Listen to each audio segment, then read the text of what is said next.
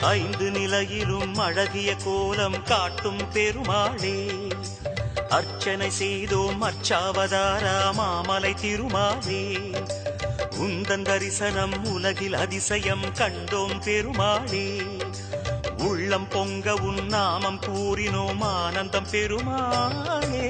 நமோ நமோ